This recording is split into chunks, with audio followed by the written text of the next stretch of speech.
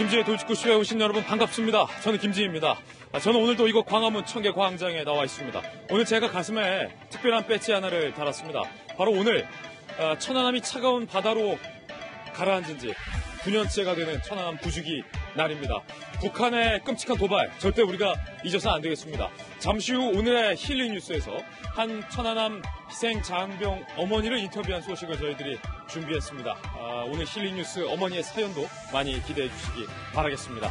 저희 돌직구쇼는 9년이 되든 10년이 되든 90년이 지나든 우리 천안함 사건 절대 잊지 않겠습니다. 돌직구쇼 시청자분들도 동참해 주시길 부탁드리겠습니다. 저는 비가 오나 눈이 오나 매일 아침 이곳에서 여러분을 기다리겠습니다. 김지의 돌직구쇼 지금 라이브로 시작합니다. 잠깐만요.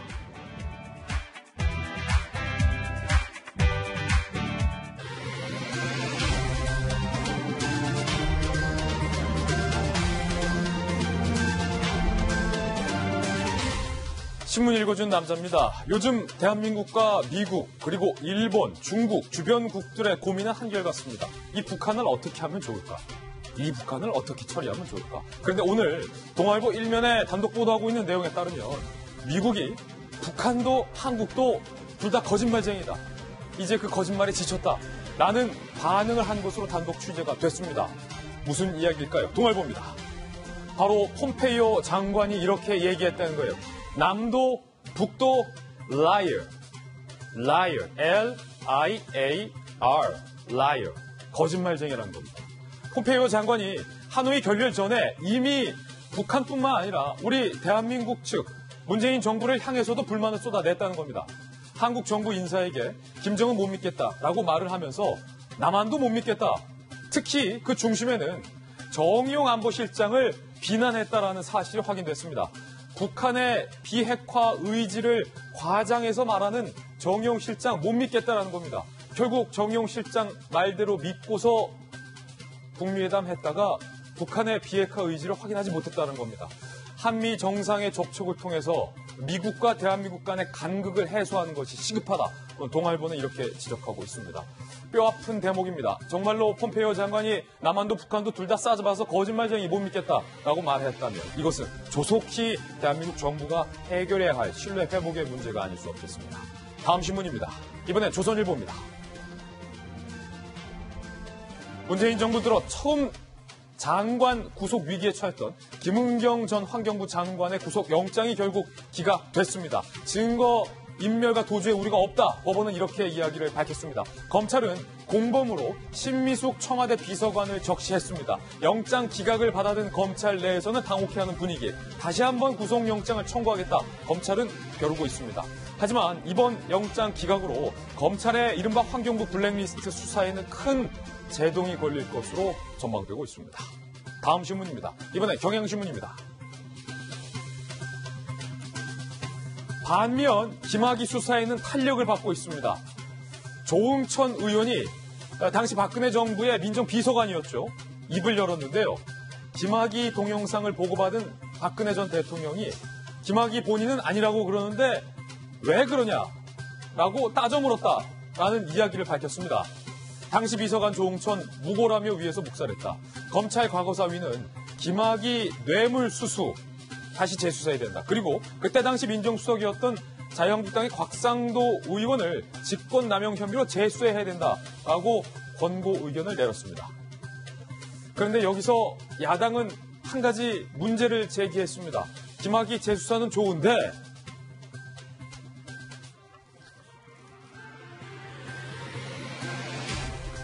곽상도는 놓고 조응천은 왜 뺐냐는 겁니다. 당시 곽상도 민정수석, 조응천 민정비서관 보고 라인, 같은 라인에 있었는데 민주당 의원은 빼고 한국당 의원은 수사 대상에 넣는 것이 불공평하다. 한국당은 이렇게 지적했습니다. 여기서의 또 하나 궁금한 건 결국 우리 국민들이 분개했던 건 김학의 전 차관의 이른바 별장 성접대 사건. 그러니까 특수강간 혐의에 대해서 많은 국민들은 궁금해한 건데 검찰 과거사위는 정작 몸통인 특수강간 혐의는 왜 쏙 빼고 갑자기 뇌물수수 혐의만 언급을 했던 걸까요? 잠시 후 이 모든 이야기 상세하게 바로 보겠습니다. 본질은 별장 성접대, 특수강간 아니었던가요? 다음 신문입니다. 이번엔 한국일보입니다. 장관 청문회 시작됐죠. 어제는 최종호 국토부 장관 청문회가 있었는데 여당 의원들조차 야 이건 아니지 않냐 쓴소리를 했다는 거예요. 똘똘한 한 채도 아니고 똘똘한 세 채를 보유한 국토장관 후보에 여당 의원들조차 혀를 찼다. 야당에서는요. 시세 차익이 총 23억 원이 넘었다라고 맹렬한 질타가 쏟아 나왔습니다. 여당 내부에서도 이거는 진짜 국민 정서상 수용이 어렵다라는 워딩이 나왔어요. 수용 못하겠다. 최 후보자는 사려 깊지 못했다라고 연신 사과만 했습니다. 과연 최종호 장관이 정상적으로 장관에 취임할 수 있을지 잠시 후 자세한 이야기 나눠보겠습니다. 다음 신문입니다. 이번엔 한겨레 신문입니다. 오늘부터요. 누구든지 친환경차로 분류되는 LPG차를 살 수도 있게 되고 팔 수도 있게 됩니다. 제가 정치부 기자 취재하면서 이렇게나 빨리 법이 개정되고 공포되는 건 처음 본 것 같아요.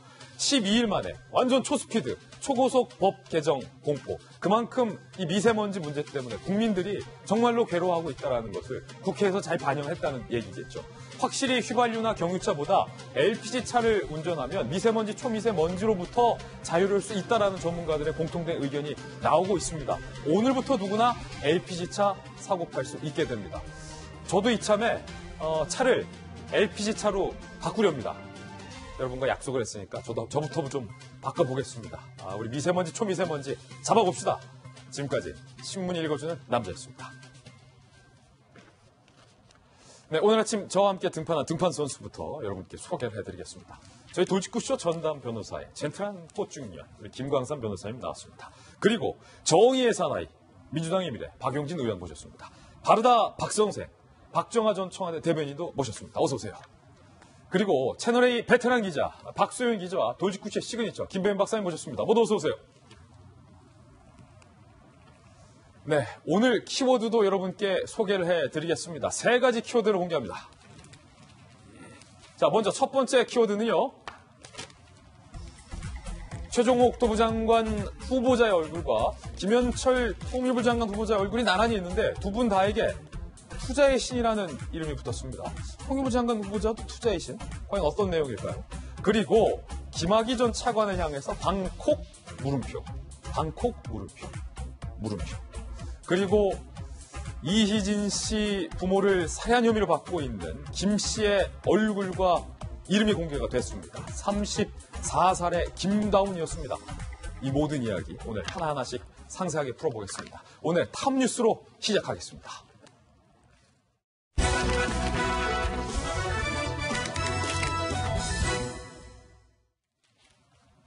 네, 오늘 탑뉴스 주제부터 전격적으로 공개하겠습니다. 바로 이겁니다.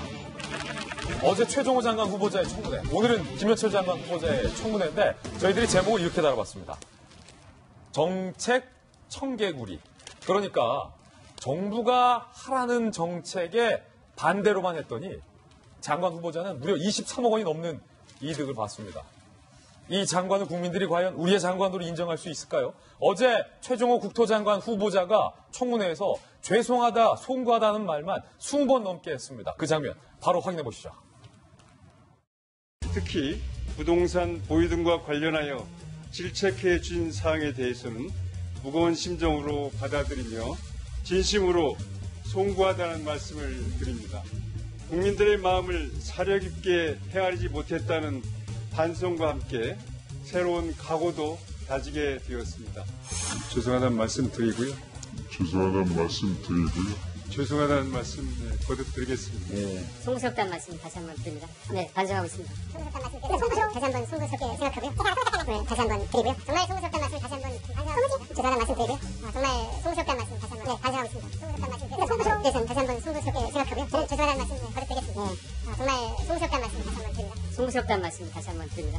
죄송하고 송구스럽다는 말씀 송구스럽게 생각하고요.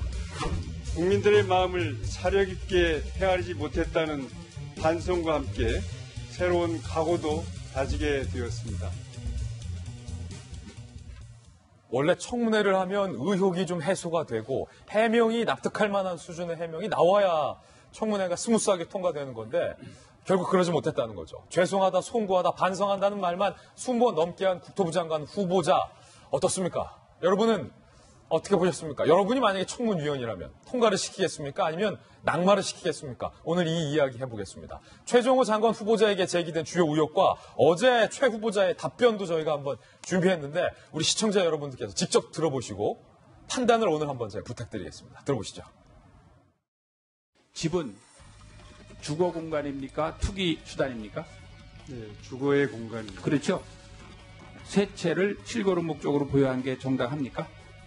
네, 결과적으로 그건 바람직하지 않다고 생각합니다. 알겠습니다. 근데 이 정부가 제약시하는 일을 십수년을 해오신 분인데 이 정부의 장관 자격이 없다 이렇게 생각합니다. 본인은 어떻게 보세요? 저도 다주택자가 되는 걸 결코 원치 않아서 서울하려는 기회를 놓쳤고요. 이익을 계산해 보니까 23억 정도 이익이 나요. 이게 투자의 규제라고 해야 되는데 이거 기분 좋으세요? 저는 실거주하기 위해서 샀던 거고요. 분당집 증여는 뭐 이렇게 좀 부담을 느껴서 하신 겁니까? 왜 하신 거예요? 네, 세금을 줄이기 위한 그렇게 해서 증여한 건 아니니까 사위도 자식이라고 생각합니다. 그래서 또 사회적으로 그런 추세도 있고 해서 실거주하기 위해서 집을 세 채를 갖고 있었다라는 해명부터가 납득이 안 되는 대목이었습니다. 박소영 기자, 많은 국민들이 어제 최종호 장관 후보자의 청문회를 보면서 과연 무슨 생각을 했을까 싶은데 제가 든 생각은 이런 거예요. 정부에서 하라는 대로 반대로만 하면 23억 원을 벌 수 있구나. 네, 제가 어제 그 최종호 후보자 인사청문회 기사와 관련해서 그 밑에 있는 댓글들을 좀 봤는데 이렇게 편을 들다, 최 후보자에 대해서 좋게 얘기하는 댓글은 거의 없더라고요. 거의 못 봤다. 네, 거의 없고 대부분, 본인은 현 정부가 하지 말라는 거 다 해서 돈을 벌었다. 그리고 현 정부가 꼽은 대표적인 투기꾼이다. 국토 투기부. 이런 얘기까지 나오고. 국토부가 아니라 네, 투기부다. 이런 얘기까지 지금 댓글에 굉장히 올라와 있는데요. 어제 아마 최 후보자의 인사청문회를 보신 분들은 다 좀 분노를 느끼지 않았을까, 화가 나지 않았을까라는 생각이 듭니다. 일단 기본적으로 분당과 강남, 잠실이죠. 강남에 있는 집을 가지고 그리고 세종시에 있는 집을 가지고서 이거를 세 채를 모두 가지고 있으면서 실거주를 목적으로 샀다는 것은 이해가 안 되죠. 그리고 잠실에 있는 집 같은 경우에는 16년 동안 한 번도 거주하지 않았습니다. 한 번도 거주하지 않은 집이 실거주를 위한 거라는 것 이해할 수 없고요. 그리고 분당에 있는 본인은 아까 다주택자가 되기를 원치 않았다라고 했고 그 이유는 분당에 있는 집을 내놨지만 팔리지 않았다라는 게 그 이유인데요. 과연 분당에 있는 집이 팔리지 않았다는 말을 믿을 국민은 얼마나 있을까요? 좀 쉽게 이해가 되지 않습니다. 지금 최 후보자가 돈을 번 과정을 보면요. 현 정부가 투기꾼이라고 규정한 행동은 다 했습니다. 보면 일단 전세를 끼고 집을 사는 갭 투자를 했고요. 갭 투자 인정했죠? 네, 갭 투자했고요. 그뿐만이 아니고요. 재건축을 앞두고 조합원 거래를 했습니다. 조합원 거래라는 것은 현 정부가 이 재건축 아파트일 경우에 이 조합원 거래를 통해서 너무 시세 차익을 크게 노린다라는 이유로 지금은 조합원 거래가 안 됩니다. 조합이 설립되면 거래가 안 돼요. 이걸 막아놨거든요. 그런데 최 후보자는 이렇게 조합원 거래를 해서 돈을 또 벌었고요. 그리고 다주택자로서 중과세를 하죠. 정부는 이렇게 중과세를 내면서 중과세를 부과하면서 다주택자들에게 집을 팔라고 얘기를 했습니다. 그런데 최 후보자 같은 경우에는 후보자가 되기 직전까지 집을 팔지 않았죠. 계속 다주택자로 남아 있었습니다. 그러면서 최 후보자가 얻게 된 시세 차익만 무려 23억 원입니다. 이를 본 국민들은 뭐라고 생각할까요? 과연 정부가 하라는 대로 하지 않고 정부가 하라는 거 하지 말라는 것 그것만 다 골라서 하니까 23억 원의 시세 차익이 생기는구나 이렇게 생각하지 않겠습니다. 그뿐만이 아니고 어제 최 후보자 같은 경우에는 실소유자 중심으로 시장을 관리하겠다, 안정적으로 관리하겠다 이렇게 얘기를 했는데요. 과연 이 말이 얼마나 공허하게 들릴지 본인은 아는지 모르겠어요. 실거주자 중심으로 국토 정책을 펴겠다. 본인이나 좀 실거주하시고 정책을 펼쳐야 되지 않겠느냐라는 반론이 벌써부터 나오고 있는 대목인데 박정화 대변인. 아니 일단은 세 채가 있고 그중에 몇 채는 한 번도 살지 않았어요. 계속 전세만 주고 이른바 갭 투자를 했는데 그게 무슨 실거주예요? 그러니까 저는 두 가지 아까 화면에서 보신 것처럼 일단 첫째는 처분 기회를 놓쳤다. 이제 후보자가 직접 얘기한 얘기예요. 그리고 진심으로 송구하다. 새로운 각오와 반성을 한다. 글쎄요.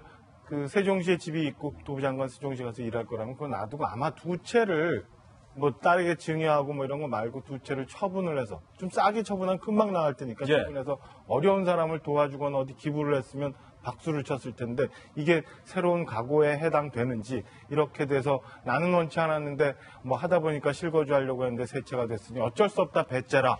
배째라다.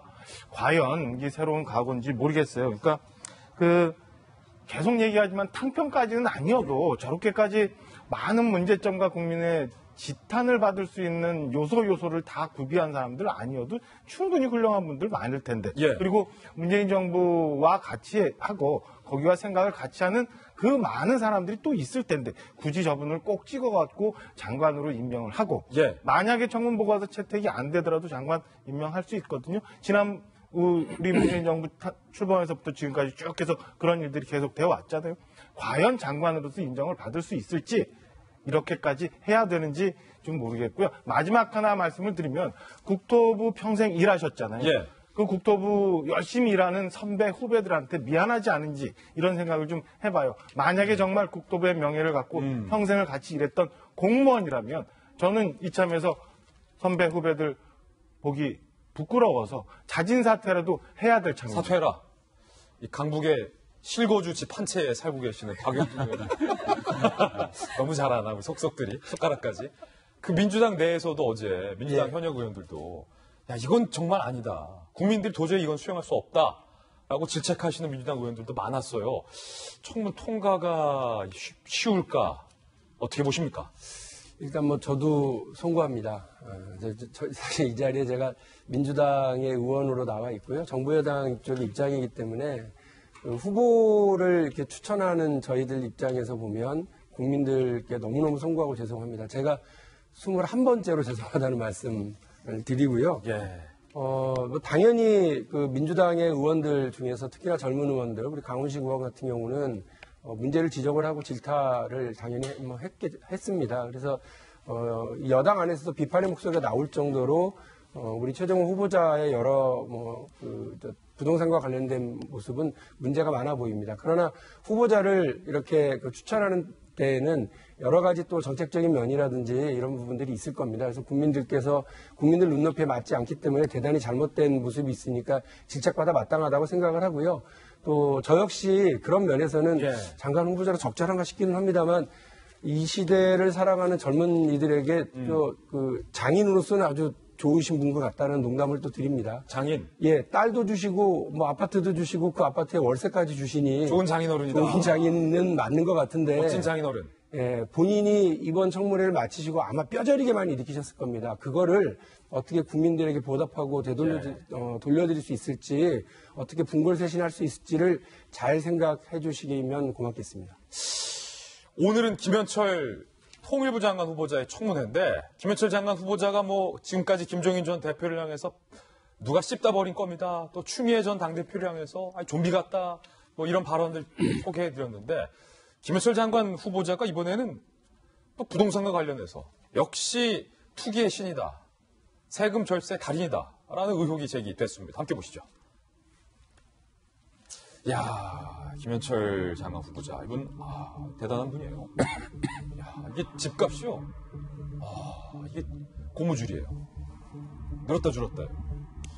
자, 이게 어떻게 관행일까 싶은데 일단 한번 살펴보시죠. 먼저 2004년에 방배동의 3호 아파트를 살 때 아파트 살 때는 아파트가를 다운했다라는 의혹이에요. 매입가를 그때 당시에 1억 7,900만 원에 신고합니다. 그러니까 저는 이 3호 아파트 방배동 1억 7,900만 원에 샀습니다 라고 신고를 했는데 알고 보니까 그때 당시 저 아파트 공시지가만 3억 9,750만 원. 그러니까 주변 실세는 훨씬 더 비쌌다는 거죠. 5억 가까이 했다는 건데 그거를 1억 7,900만 원으로 다운 계약을 했다. 아니 다운 계약도 보통 1, 2천인데 몇 억을 다운한 겁니까 이거. 세금 절세 했다라는 의혹 나오고 있어요. 그리고 이 아파트를 2018년, 그러니까 최근이에요.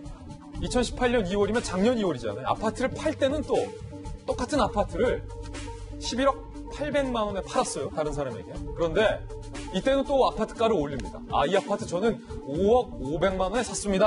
라고 신고를 합니다. 그러니까 1억짜리 아파트가 순식간에 5억짜리 아파트로 둔갑하는 순간인 거죠.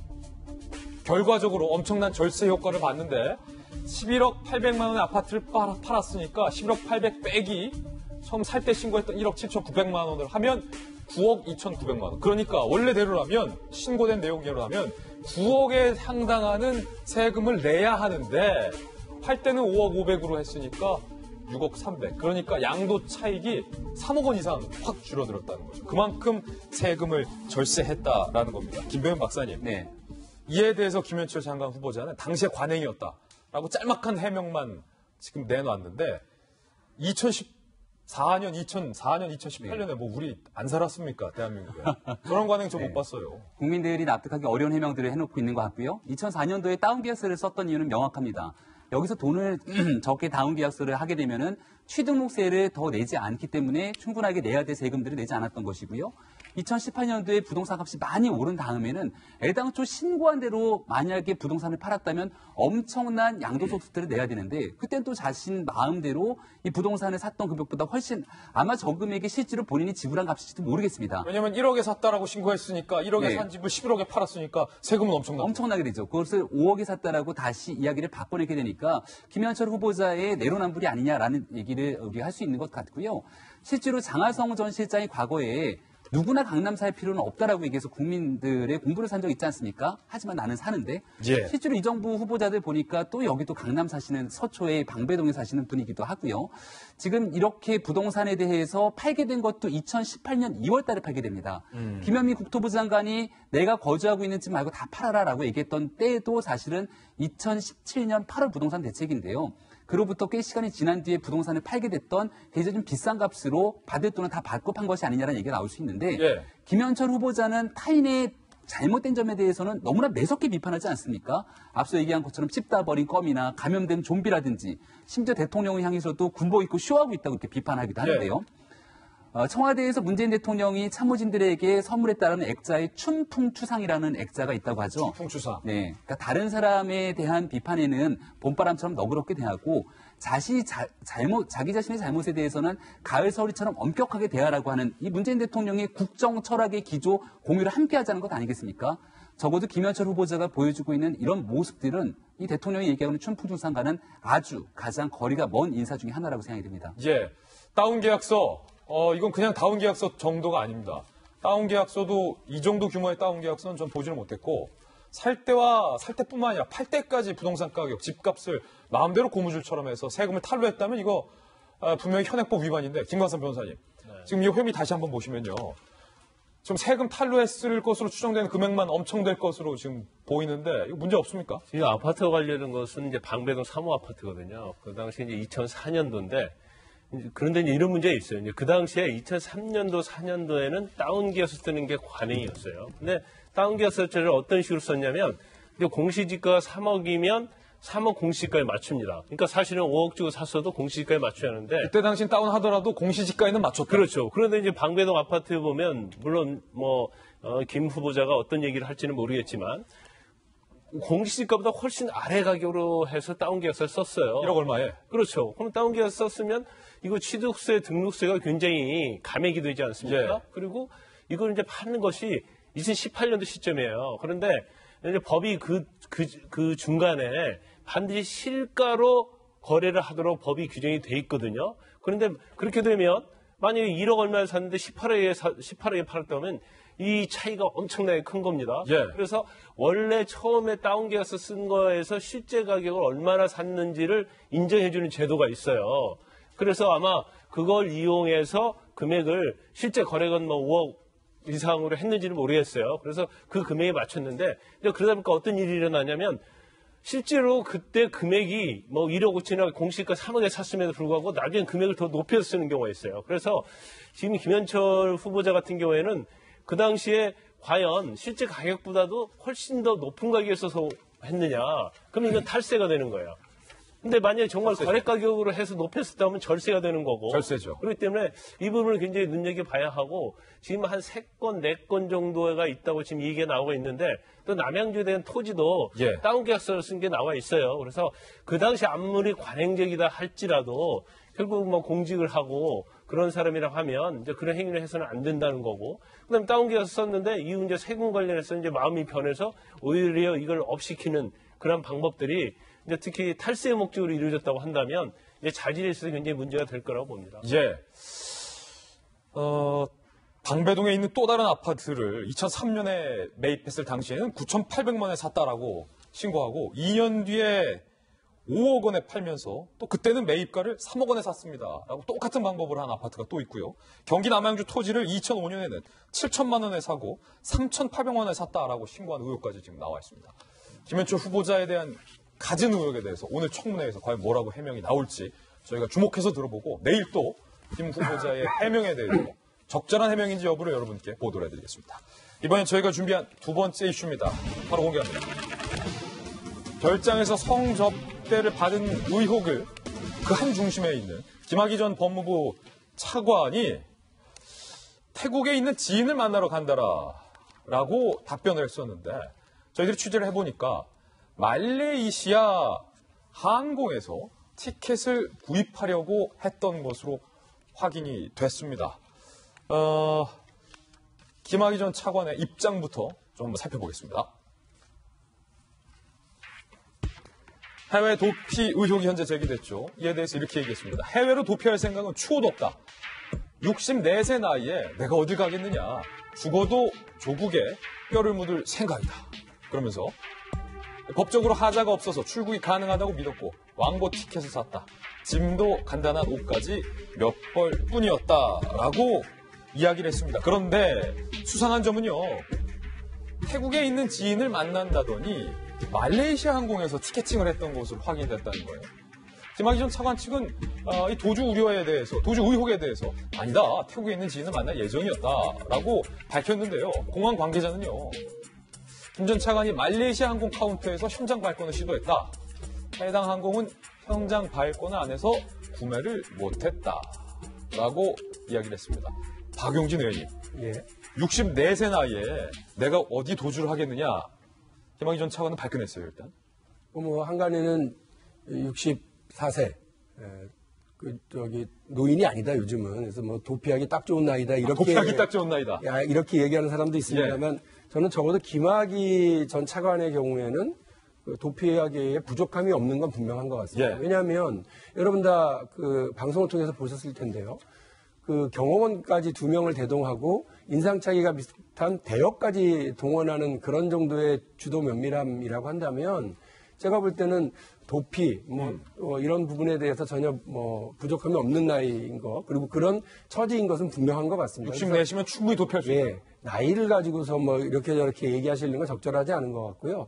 지금 김학의 전 차관이 하셔야 될 얘기는 뼈를 어디에 묻을지를 찾기보다는 진실을 어떻게 밝힐 것인지에 대한 본인의 태도를 먼저 분명히 하시는 것이 필요하다고 봅니다.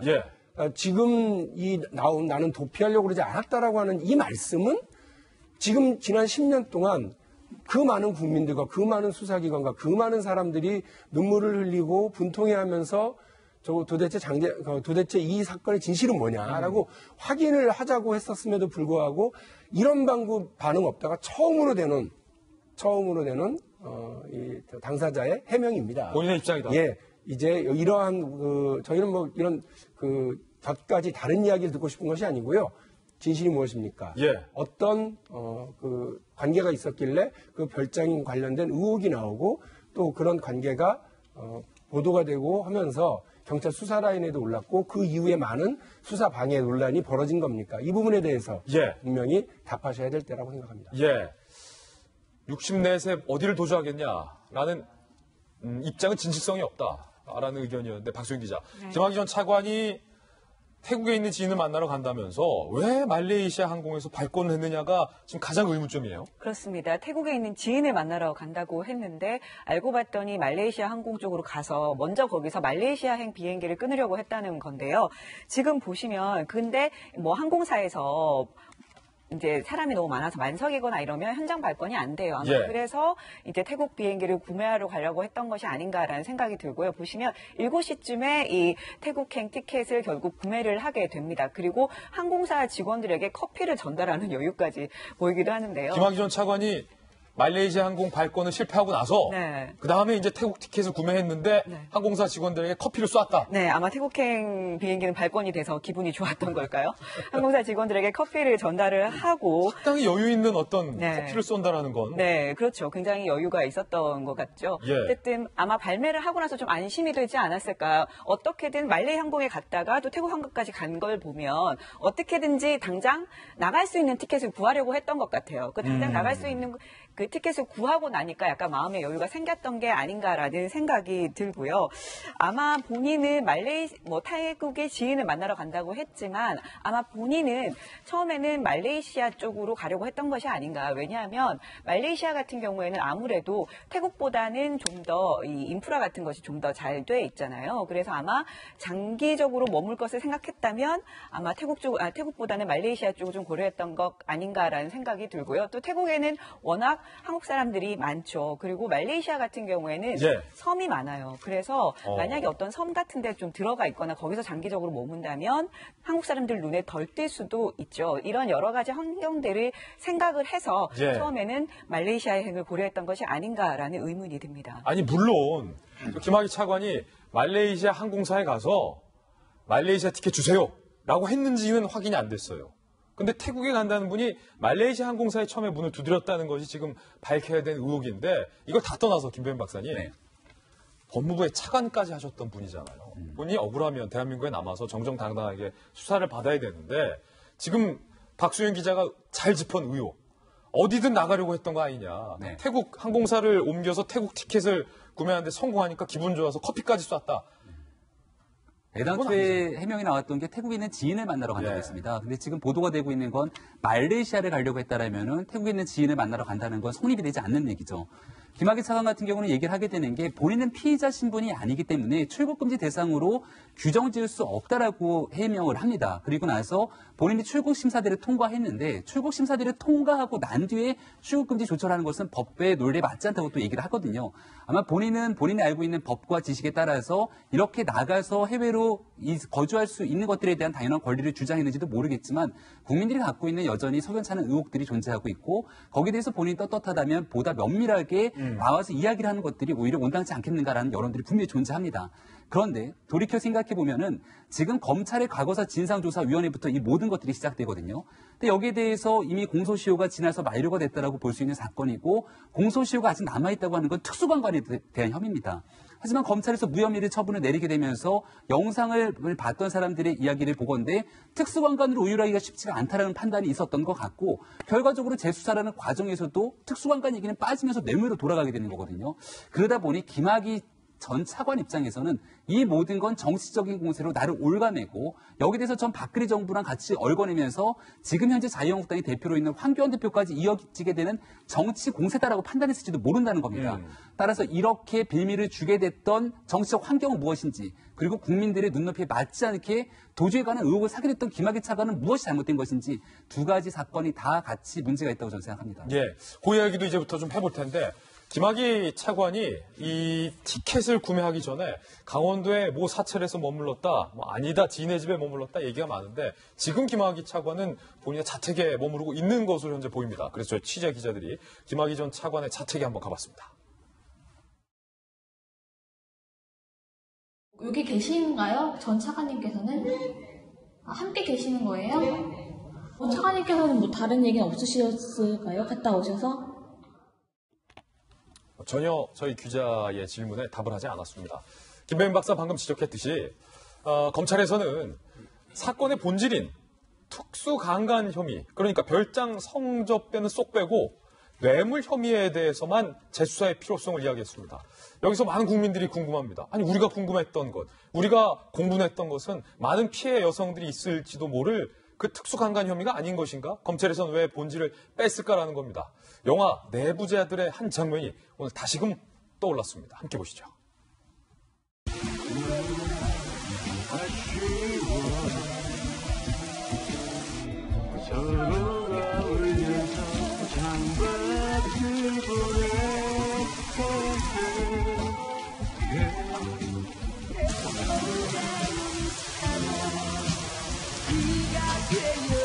특 A로다가 캐스팅 했으니까 걱정 붙들어 매시오.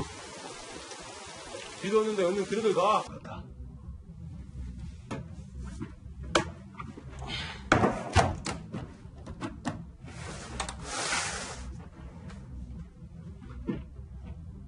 장필이고 나발이고 저는 형님만 보고 갑니다.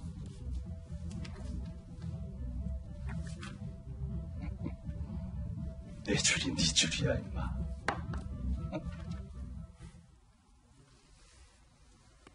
김학의 재수사 특수강간 혐의는 왜 빠졌을까요? 특수강간 혐의 어떤 혐의인지 함께 살펴보시죠. 검찰이 2013년, 2014년 둘 다 특수강간 혐의와 관련해서 피해자 진술의 신빙성이 부족하다, 증거가 불충분하다, 무혐의.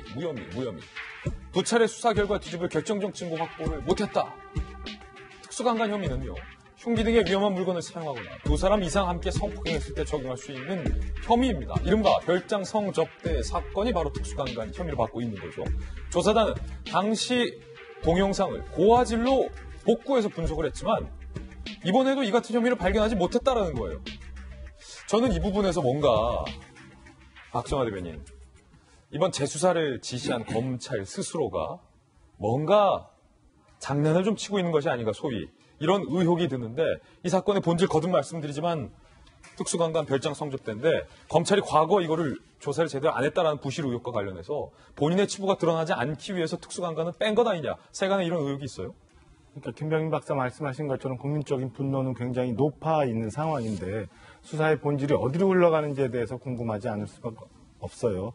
검찰 과거사 진상조사위원회가 두 가지 이상한 점을 얘기를 했는데, 첫째 하나는 지금 우리가 얘기하고 있는 그동안 국민들의 분노를 사게 했던 성폭행, 성매매 등의 특수강간 혐의에 대해서는 쏙 빼고 오히려 있었던 거는 저변에 있었던 뇌물건으로 지금 수사를 진행하라고 한 건이 있습니다. 두 번째는 당시에 곽상도 수석, 이중희 민정비서관, 조응천 공직비서관 쭉 있는 그 라인에 조응천 공직비서관만 딱 빼고 수사 권고를 해버렸어요.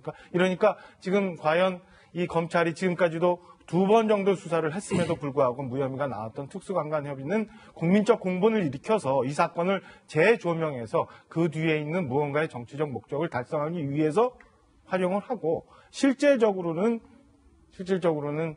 별건이라고 지금까지 계속 얘기했던 별건이라고 하는 그 뇌물수수 혐의를 가지고 또다시 다른 정치적 목적을 달성하려 하는 거 아니냐라는 의문이 계속 제기될 수밖에 없어요. 과연 이런 식으로 검찰이 수사를 한다면 지금까지 있었던 것처럼 정말 사건의 본질에 갈 수 있느냐라는 의혹이 생길 수밖에 없기 때문에 야당에서는 특검 얘기가 계속 나오는 거고요.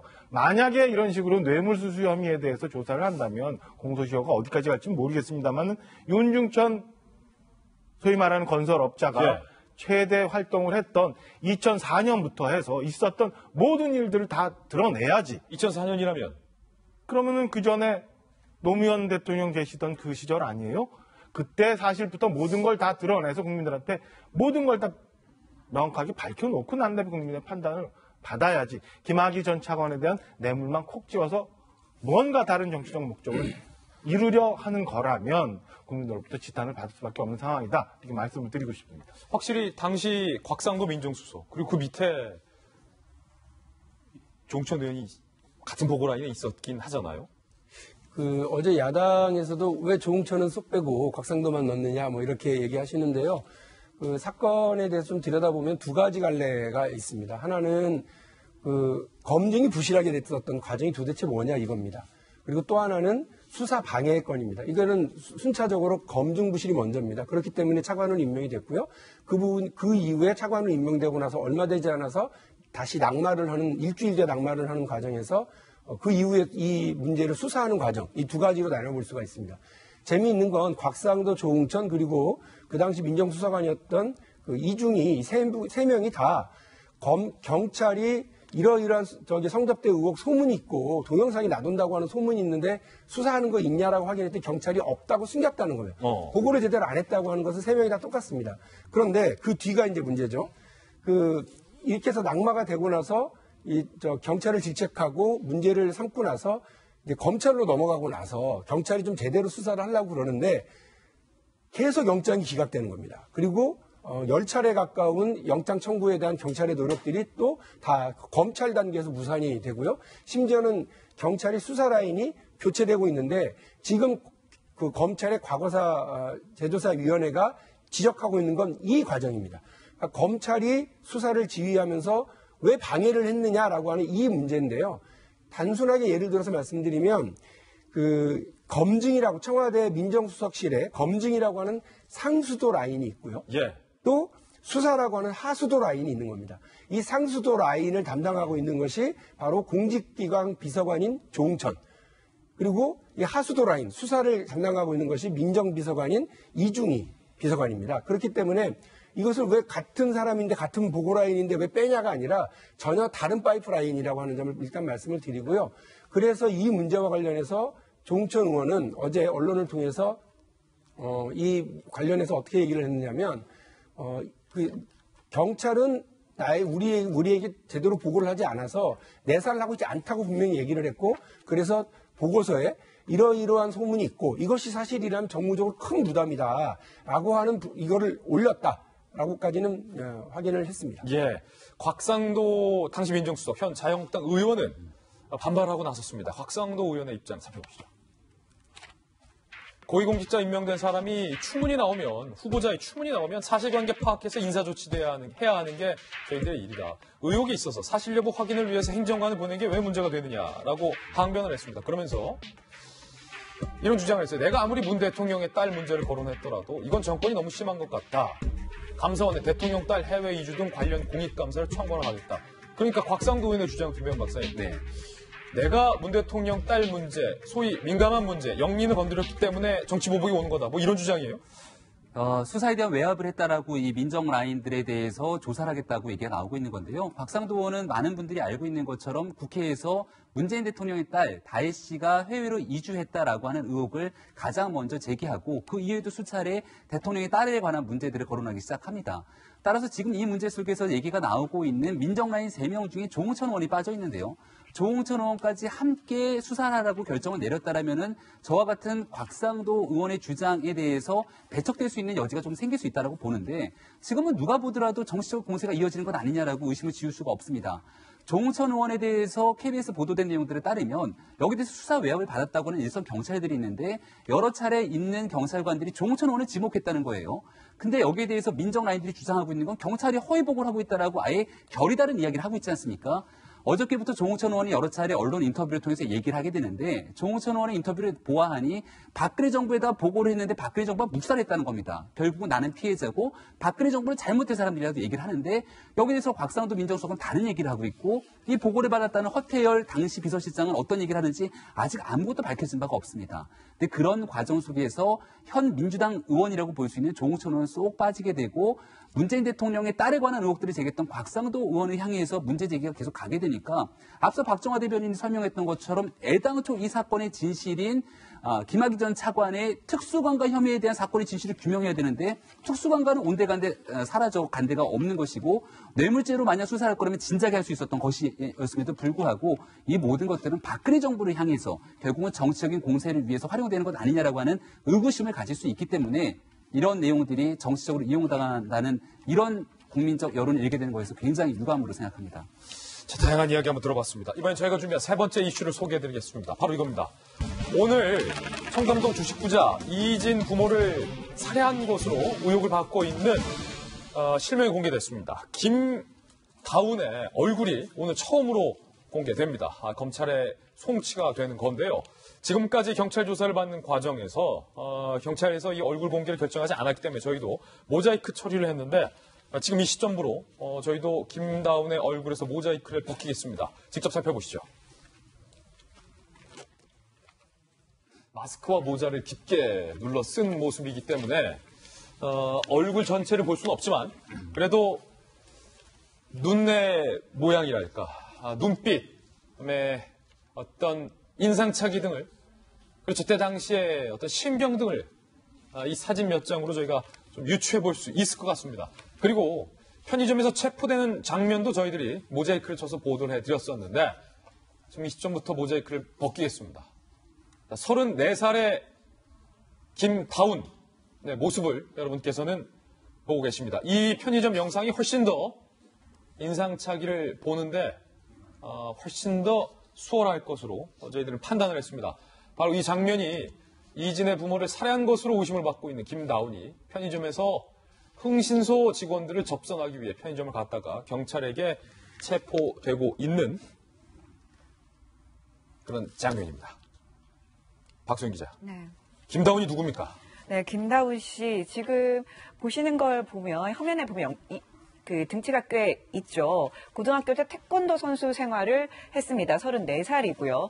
그리고 대학을 졸업한 후에 미국을 갔고요. 미국에서 대학원을 다니다가 중퇴를 했습니다. 그리고 이희진 씨 아버지에게 자신이 요트 임대업을 한다라고 하면서 투자를 하라고 접근을 했다고 했잖아요. 그런데 실제로 이 미국에서 요트 판매 대행 업체를 운영했던 것으로 알려졌습니다. 그러다가 2017년 8월쯤에 사업에 실패를 하고 이혼을 하게 됩니다. 그리고 한국에 들어오게 돌아왔는데 이후에 별다른 직업도 없고 재산도 없이 지내왔고 또 임대업을 한다. 계속 한국에 돌아와서도 임대업을 한다라고 얘기를 했지만 요트 임대업을 한다라고 얘기를 했지만 실제로 요트 임대업을 한 흔적은 발견이 되지 않았습니다. 그 이후에 피해자 이희진 씨로부터 주식 피해를 당한 사람들에게 접근을 해서 자신은 탐정이다. 주로 일본에서 활동을 해왔다. 일본 탐정이다. 네, 그렇게 얘기를 하면서 같이 이렇게 좀 재산을 보전하는 방법을 찾아보자라고 접근을 했던 것으로 알려졌습니다. 자, 복면을 벗겼더니 그 정체는 여러 가지 가면을 쓰고 있었던 사람인 것으로 확인이 된 거예요. 그렇다면 정말로 요트 사업가는 맞는가? 경찰은 이렇게 이야기를 했습니다. 김다운은 무지개 재산도 없는 것으로 파악하고 있다. 그리고 결정적으로 이진 부친에게 돈을 빌려줬다 이런 얘기가 나왔는데 돈을 빌려줬다는 차용증이나 계좌 이체 명세서 통화 내역 투자자 모집 광고조차 하나도 확인이 안 된다는 거예요. 김광선 변호사님, 결국 김다운의 복면 얼굴은 벗겼는데 정체가 무엇이냐를 두고서도 벌써부터 모르겠어요. 이 사람이 뭐 하는 사람인지. 엄청난 이제 미스터리가 많아요. 이제 그 이유 중에 하나가 김다운이 계속 처음부터 거짓말을 많이 한 거예요. 그리고 거짓말이 처음에 보면 자기는 진술 거부권을 계속 행사를 했어요. 그러면서 변호사를 통해서 외부 언론에 계속 노출이 됐는데 첫 번째는 그거 아니에요. 갔는데 나는 죽이지 않았다. 중국 동포 3명이 죽였는데 자신은 가만히 있는데 그냥 등기를 내리치고 그런 식으로 죽이고 도망을 갔다 이제 그런 취지로 얘기했어요. 그것은 나는 그 살해에 대해서 전혀 얘기를 하지 못했기 때문에 강도 살해에서 나는 살인을 빼줘야 한다. 이제 그런 취지예요. 두 번째 그 돈 자체도 5억 원을 강출했는데 거기서 한 3억 원 정도를 중국 동포가 가져갔다고 했는데 결국 알고 보니까 한 2,500만 원 정도를 이 김다운 씨 어머니가 또 경찰에 가져다 줬잖아요. 이거 자체가 다 거짓말이 드러난 거죠. 그렇기 때문에 아직도 이 사람이 정체가 뭔지를 모르겠어요. 왜냐하면 지금 경찰에서 조사하는 것은 이렇게 요트 사업을 했다고 하면 사실 미국의 요트 사업을 했는데 확인하기가 어렵거든요. 그러면 지금에 나오는 진술 자체도 경찰이 김다운 씨의 진술에 의거해서 언론에 보도된 거기 때문에 어디까지 믿어야 할지 어디까지 믿지 않아야 할지를 굉장히 어렵게 볼 수밖에 없는 거죠. 그런데 지금 변호사 비용도 한 4,500만 원 준 걸로 알려져 있어요. 근데 이 변호사 비용도 강취한 5억 원 중에 일부라는 거예요. 그래서 결국 변호사가 그걸 알고 사임을 했어요. 변호사도 사임했다. 근데 제가 볼 때는 이제 변호사가 사임한 이유는 제가 한 2가지 정도 보여지는데 첫 번째는 제일 중요한 거죠. 범행으로 인해서 취득한 돈을 가지고 변호사를 선임했단 말이에요. 근데 김 씨의 어머니도 이건 5억 원 중에 일부라고 이렇게 얘기를 하고 있기 때문에 근데 변호사는 그걸 알고 돈을 받았는지 모르고 받았는지 모르겠지만 이건 일종의 강도한 돈을 받았기 때문에 변호사도 잘못하면 범죄행위가 될 수 있어요. 그래요? 그렇죠. 그렇기 때문에 추후에 알았기 때문에 이 돈을 변호사로 비용으로 받는 것은 적절하지 않다. 그래서 돈을 다 돌려주고 사임을 했을 것이고 두 번째는 계속적으로 어떻게 보면 김다운의 어떤 진술에 변호사가 이걸 좀 쉽게 표현하면 놀아났다고 볼 수 있어요.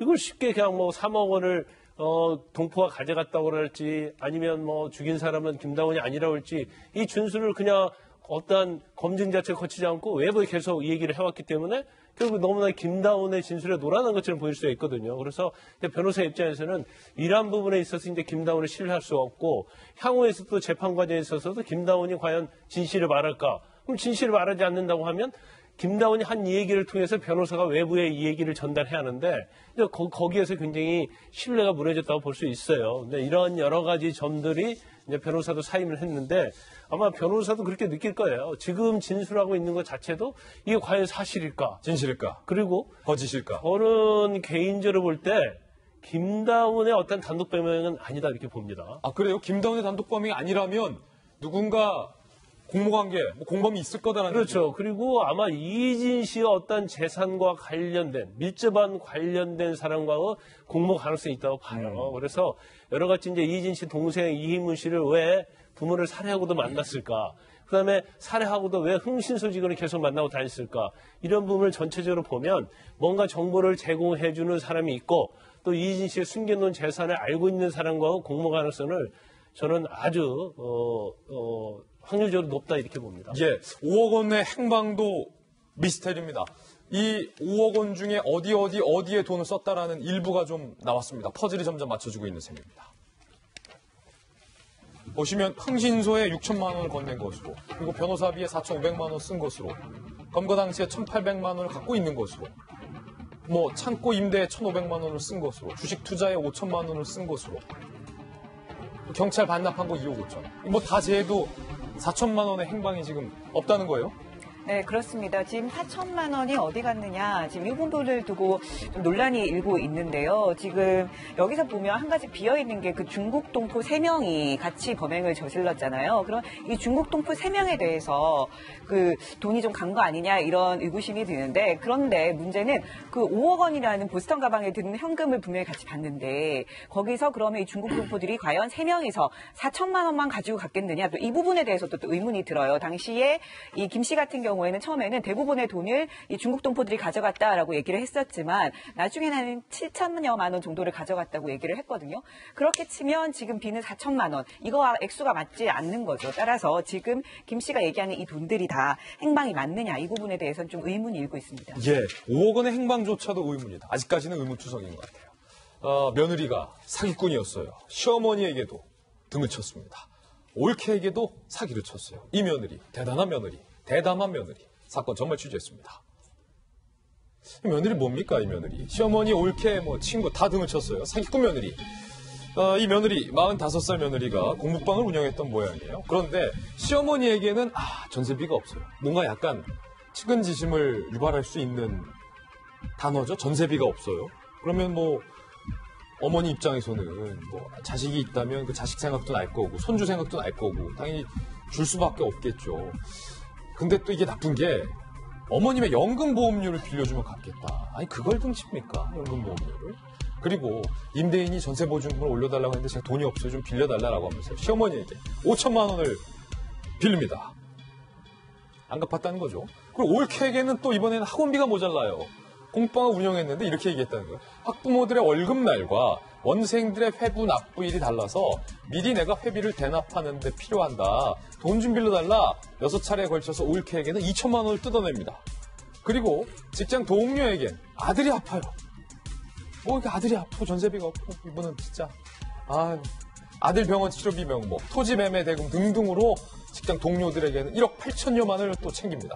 알고 봤더니 이 며느리가 1억 원의 빚이 있었던 모양이에요. 빌린 돈 역시 빚을 갚는데 사용했던 것으로 확인됐습니다. 시어머니와 올케 등을 비롯해서 직장 동료까지 속여서 총 2억 5천만 원을 가로채서 1심에서 징역 2년이 선고가 됐고 재판부는 그 시어머니와 올케, 가족까지 모두 이 며느리의 엄벌을 원한다라고 밝힌 상황입니다. 백기중 팀장님, 아니 이 며느리가 원래 사기꾼이었습니까? 그런 건 아니었습니다. 예. 사실 이 사건을 보면 돈 앞에서는 아무도 믿지 마라 이런 이제 그 일설의 얘기가 있거든요. 지금 공부방을 운영하는 분인데 공부방을 운영을 하면서 어찌됐든 간에 개인적인 빚이 한 거의 2억 가까운 빚이 있었던 것 같아요.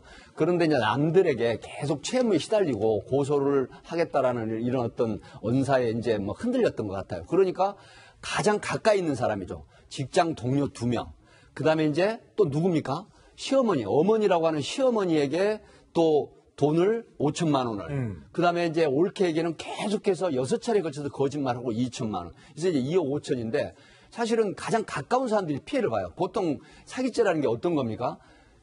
채무를 변제할 의사나 능력이 없이 편취를 하는 거거든요. 그러니까 1억 8천 정도의 빚이 있는데 이걸 갚기 위해서 고소를 한다라고 하니까 우선 피의자로 사기꾼으로 전락이 되기 싫으니까 가까운 사람에게 피해를 주는 거예요. 그래서 결국 매일 보는 어머니, 그다음에 시누이, 올케 관계 이런 부분에게 피해를 주고 또 매일 같이 얼굴 보는 직장 동료에 피해를 줬단 말이죠. 그래서 사기는 뭐냐?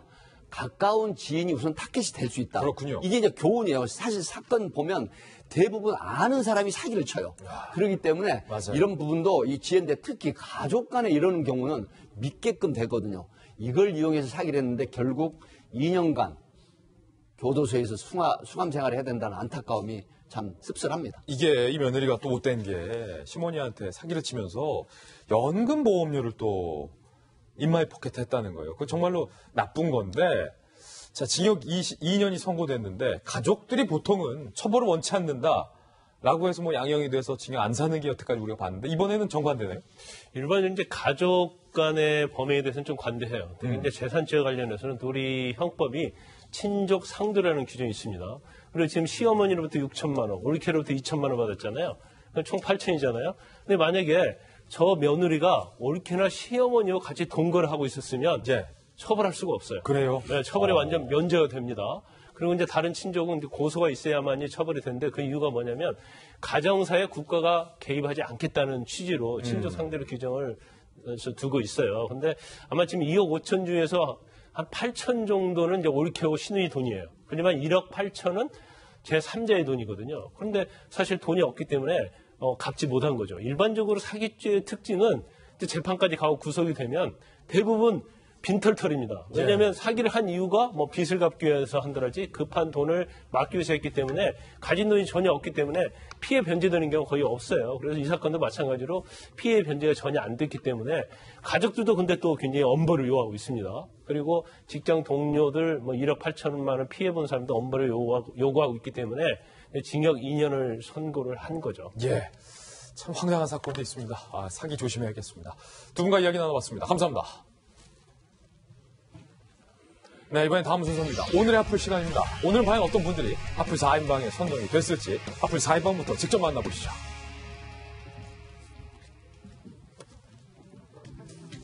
네, 지금 저 지붕에 거꾸로 매달려 있는 저 박쥐인데 저 정도면 어우 배트맨 아닙니까? 배트맨. 자, 태영호전공사 그리고 클럽 아레나 그리고 서울대학교 마크 같은데 어떤 사연인지 오늘의 하풀 하나씩 소개해드리겠습니다. 보고도 지금 믿기지 않는 초대형 사이즈의 박쥐가 이게 화제입니다. 실화입니다. 뭐 배트만의 현실판이다. 실존하는 거대 박쥐 이렇게 표현할 수 있을 것 같아요. 최근 인터넷에선 집에 왔더니 집에 배트맨이 있네요. 라는 이 집주인만 담담하고 우리들은 다 몰라. 이 담담한 게시물 때문에 지금 전 세계가 놀라고 있습니다. 사람 크기 정도 되는 대형 박쥐가 이렇게 매달려 있는 모습인데 이 사진이 촬영된 장소는요 필리핀의 한 민가로 추정되고 있습니다. 이 박쥐의 정체는 황금볕 과일박쥐, 황금볕 과일박쥐. 날개를 펼치면 무려 170. 세계에서 가장 큰 박쥐로 손꼽히고 있는데 얼굴도 사람만 해요. 필리핀 숲에 제한적으로 분포하고 있고 대부분 해발 1100m 이상의 고산 지역에서 발견이 된다고 합니다. 덩치는 산만해도 좋아하는 건 과일. 사람이 잘 있는 곳에는 나타날 사람도 무서워해. 어떤 이유로 이 집에 이렇게 내려와서 사람들을 깜짝 놀라게 했는지 세계인의 지금 관심이 몰리고 있습니다.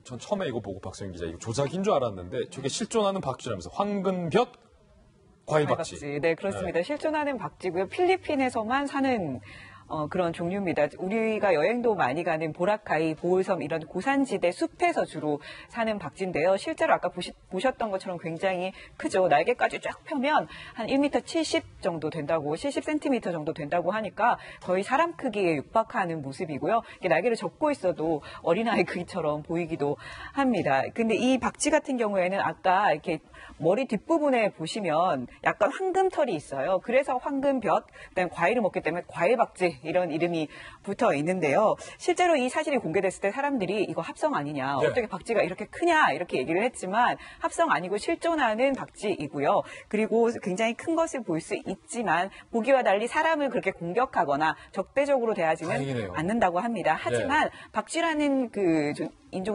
종 자체가 좀 이렇게 안 좋은 병균이 있을 수도 있기 때문에 절대 만지거나 하시면 안 될 것 같고요. 예. 혹시 가서 보시면 너무 놀라지 않으시는 게 좋을 것 같습니다.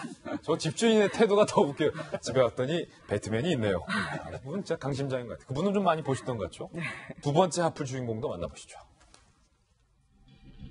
지난달 22일 스페인 주재 북한 대사관에 괴한이 침입해 컴퓨터와 휴대전화 등을 강탈해간 사건. 이 과정에서 전부문의 암호를 해독할 때 쓰이는 이른바 암호 PC가 도난당했을 가능성이 제기됐습니다. 태용호전 공사가 그 근거로 북한이 스페인 주재 북한 대사관 침입에 대해 한 달째 침묵으로 일관하는 점을 들면서 당시 침입자들이 핵심 기밀 사항인 암호 해독 컴퓨터를 강탈했을 것이다 라고 주장을 한 겁니다.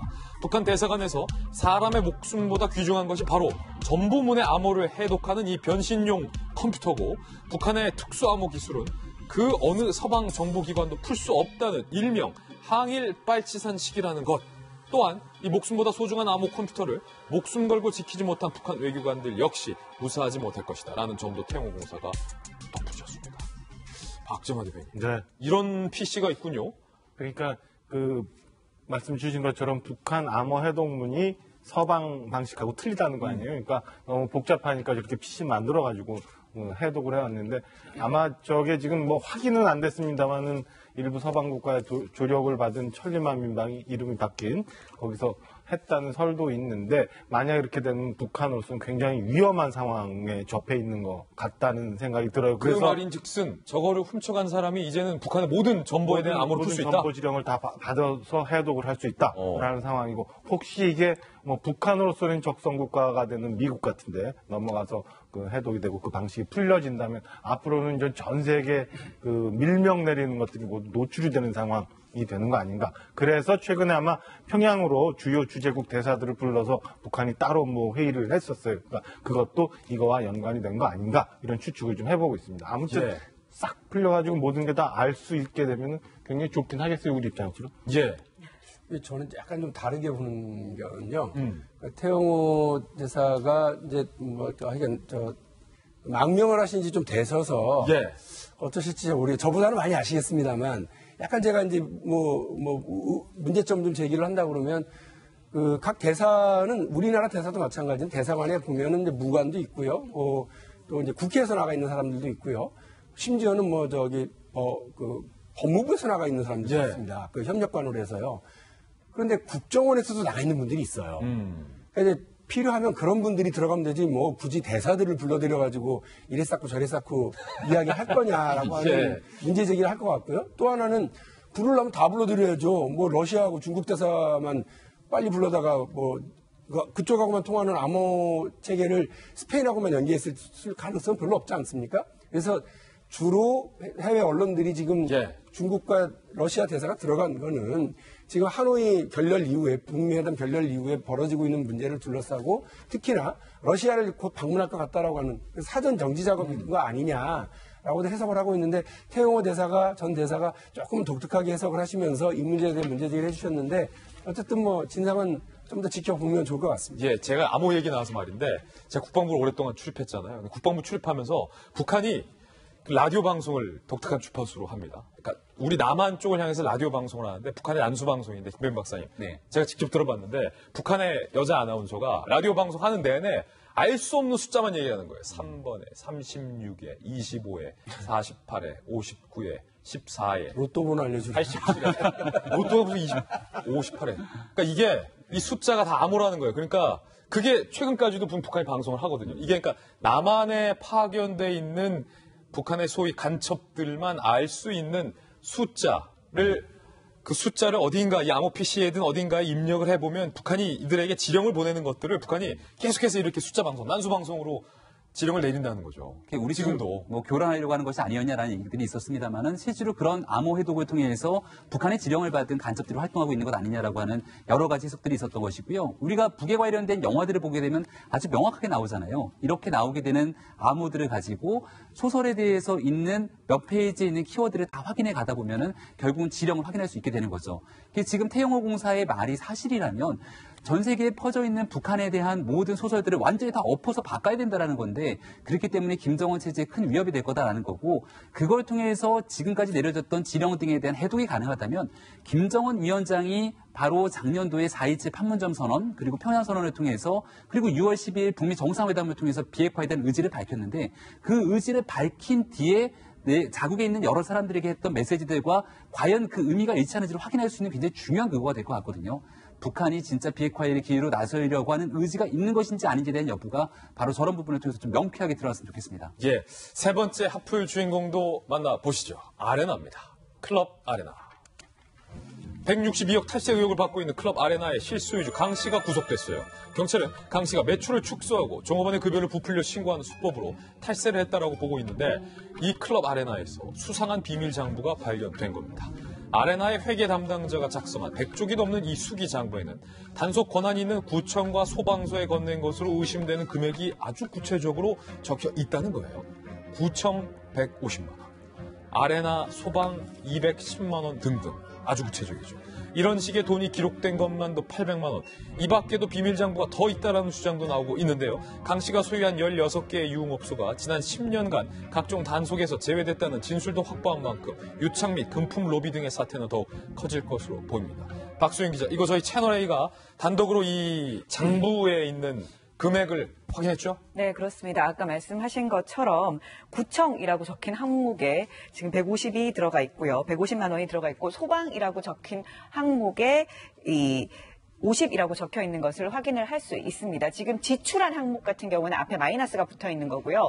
그다음에 자기네들이 소득을 얻은 것 같은 경우에는 플러스가 되어 있는데 지금 보시면 마이너스, 그러니까 마이너스로 150 그리고 위생과에도 마이너스 100 뭐 이런 식으로 지금 적혀 있죠. 소방에 위생과에도 주고 뭐 소방에도 주고 이렇게 다 준 거 아니냐? 그렇죠. 이런 금액 그다음에 소방 뭐 마이너스 50 이렇게 했다는 것은 자기네들이 돈을 썼다는 얘기입니다. 그러면 이들한테 돈이 간 것 아니냐라는 추정이 가능해지는 건데요. 문제는 이 돈이 이게 2017년 장부인데 이 돈들이 한두 달 간격으로 계속 들어간 것을 확인할 수가 있다는 거죠. 예. 네, 무엇보다도 이 보시면 위생과 그다음에 구청, 소방 이렇게 돼 있는데요.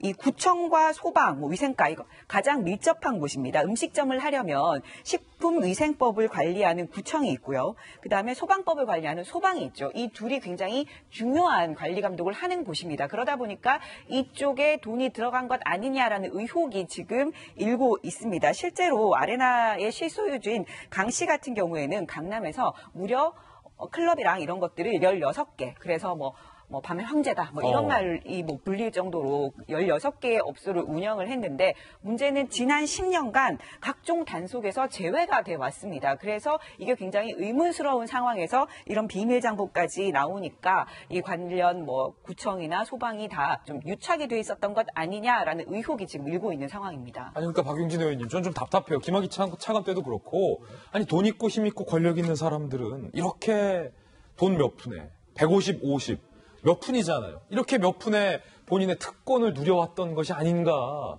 언제까지 대한민국이 이렇게 불공정하고 불공평한 사회에 이면을 가져가야 되느냐. 답답합니다, 좀. 이 사건이 그 연예인들의 내기 골프로 튀었을 때 제가 아마 이 자리에서 말씀을 드렸을 겁니다. 이게 분명히 더 큰 문제, 구조적인 문제가 있다. 연예인들의 이런 그 뒷이야기로 시선 뺏기지 말자 말씀을 드리면서 말씀드렸던 것이 권력과의 유착관계, 그리고 그것을 통해서 탈세와 차명 계산, 이것이 같이 엉켜 있을 거라는 말씀을 드렸거든요. 이거는요, 재벌 사건에서도 드러나고, 또 이번에 이른바 버닝썬, 아레나, 이런 등의 그 클럽에서도 드러나고 있는 것처럼, 대한민국이 크고 작은 모든 공간에서 이런 식으로 자꾸 탈법, 불법, 특혜들이 이렇게 엉켜 있는 것은 적절치 않다. 예. 이렇게 생각을 하고 있고요. 그래서 경찰이 이 문제에서 경찰도 자유롭지 못합니다. 그래서 경찰이 분명히 이 부분과 관련해서 본인의 자신들의 명을 걸겠다고 얘기한 사건 중에 하나이기 때문에 제대로 수사 제대로 밝히고요. 앞으로는 이런 유착관계, 소방이든 구청이든 경찰이든 권력과 유착관계를 통해서 지켜야 될 법, 지켜야 될 규칙을 어기는 일들은 더 이상 대한민국에서 용납되지 않는다라고 하는 걸 보여주는 계기가 되었으면 좋겠습니다. 예, 네 번째 악플 주인공도 바로 만나보시죠. 서울대학교 마크입니다. 서울대의 한 창업 동아리가 서울대학교 학생들이 쓰던 펜과 손편지를 판매한다고 했다가 하루 만에 취소하는 일이 벌어졌습니다. 인터넷 커뮤니티에 서울대생이 쓰던 펜과 손편지를 판매하면서 이른바 학벌 상품화 논란에 휩싸인 건데요. 해당 판매 게시글을 보면 수험생을 응원하기 위한 것으로 서울대생이 쓴 손편지와 서울대생이 쓰던 펜을 묶어 7,000원에 판다는 내용이 적혀 있습니다. 편지를 쓴 서울대생의 전공은 랜덤. 등급 컷이 높은 순서로 판매할 예정이라고 하면서 광고까지 하는데 이 게시물이 학벌주의를 조장하고 학벌을 상품화한다는 지적이 일자 서울대 내에서도 야 니들 학교 망신시킨다 이런 비판이 제기됐습니다. 결국 서울대생 펜을 판 동아리 측은 해당 광고를 삭제했고 아이템 기획 과정에서 문제를 자각하지 못했다. 학벌주의를 부추기는 상품을 기획한 점을 반성한다는 사과문과 함께 해당 사업을 취소하겠다고 밝혔습니다. 참 누가 삽니까 그거.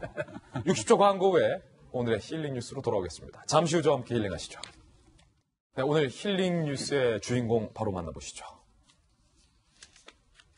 오늘 힐링 뉴스의 주인공 경기 양평군에 살고 계시는 75세의 송복순 어머니입니다. 송복순 어머니의 아들 이창기 준이 2010년 3월 26일 천안함이 백령도 앞바다에서 북한 어뢰에 맞아 침몰했을 때 송 씨의 아들 이창기 준이를 비롯해 6명은 시신도 찾지 못했습니다. 송 씨는 9년째 아들 영정 사진을 집 거실장에서 치우지 못하고 있습니다. 마을 이웃들은 마음 아프니 사진을 치우자라고 이야기를 하지만 이 송 씨는 뼈 조각 하나 못 찾았고 가슴에 묻은 자식인데 얼굴이라도 봐야 한다라고 매번 말을 한다고 합니다. 송 씨가 지난 9년간 인터뷰를 자제하다가 이번에 입을 열었습니다. 이렇게 얘기했어요, 어머님이. 10년도 지나지 않아 이렇게 잊힐 줄 알았다면 그때 우리 아들 살려내라 악다군이라도 쓸 건데 이렇게 이야기를 했습니다. 2010년 해군의 천안함 희생자 수색은 침몰 8일 만에 중단됐는데 이 송 씨 어머님 등 실종자 가족들이 수색을 중단하다고 요청했기 때문입니다. 내 자식 건지자고 남의 자식 구조대원을 희생시켜서는 안 된다라는 이유 때문이었습니다. 이 송 씨가 요즘 이렇게 얘기해요. 그랬던 내가 순진했다는 생각이 든다. 3월이 돼도 천안함 이야기가 어디서도 나오지 않는다. 김정은, 김영철 이야기만 나온다. 3월이 되면 송 씨가 꿈에 그 아들 꿈을 자주 꾼다고 해요. 아들은 꿈에 군복을 입고 온다. 꿈을 꾸면 그렇게 마음이 아픈데 한동안 꿈에 안 나오면 또 걱정이 된다라고 이야기를 했습니다. 천안 구주기를 맞아서 오늘 모든 출연자들 가슴에 저희가 이 천안함 배지를 한번 달아봤습니다.